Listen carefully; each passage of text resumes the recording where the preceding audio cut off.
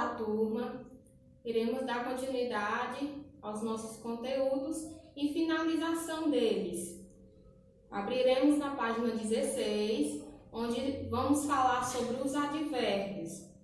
Para que servem os advérbios, professora?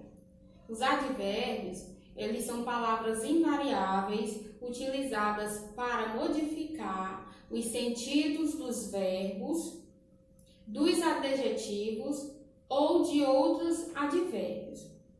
Os advérbios, eles podem indicar ordem, que ordem temos aí no livro, primeiro, segundo, tempo, a hora, que significa agora, temprano também, que significa cedo, ayer, ontem, nunca, que é nunca normal, assim como no português, mañana, amanhã, hoy, que significa hoje, antes, después e sempre.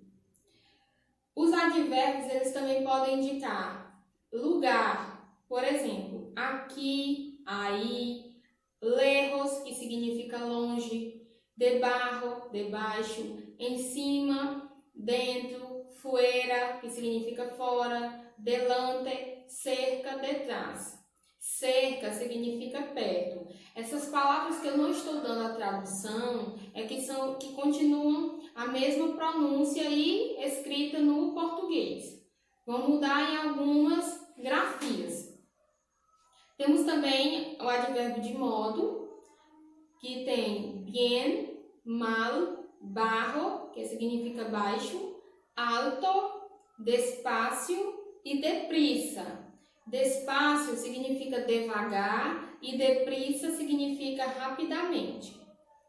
Temos também de quantidade, mucho, pouco, muy, más, menos, bastante, casi e nada. Mucho, muito, pouco, pouco, muy significa a mesma coisa de mucho, muito, más significa mais, menos, bastante, é a mesma coisa, quase significa quase e nada significa nada também. E também, não está no livro, mas tem outro advérbio de quantidade, que é o además, que significa além disso. Temos também de afirmação, sí, claro, também. Sim, claro, também.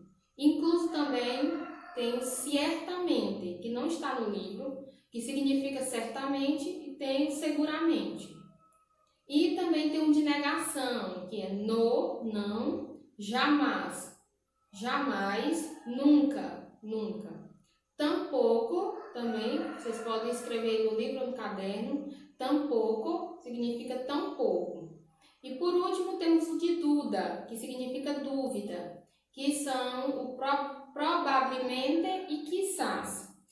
Probavelmente significa provavelmente, quizá significa talvez. Inclui-se também o acaso, que significa caso, e o talvez, que é separado, significa talvez também, que no português é junto.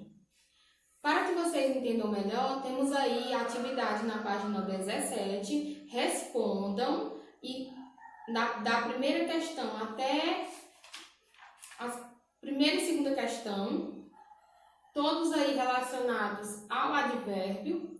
E na página seguinte temos, para a gente finalizar os nossos conteúdos deste mês, temos los signos de puntuação. Para que servem os signos de pontuação? Eles desempenham funções diversas. Por exemplo, eles podem limitar a extensão de elementos da oração, indicar a modalidade de um anunciado. Por exemplo, temos aí el punto. Já dá para se identificar que é o ponto. Ele indica o quê? Indica pausa ao final de um enunciado.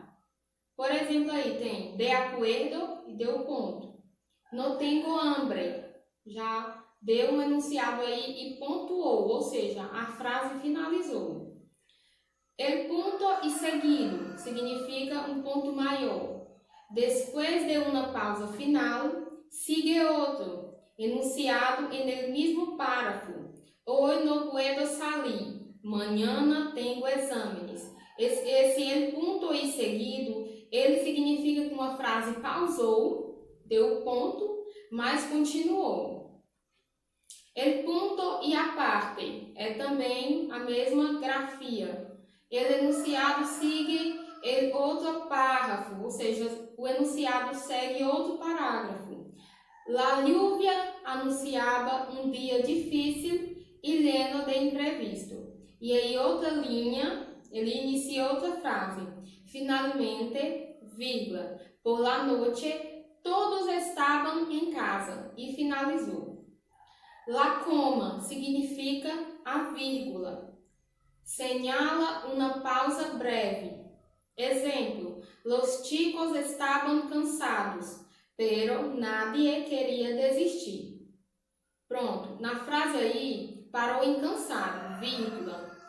Continuou a frase, finalizou com ponto.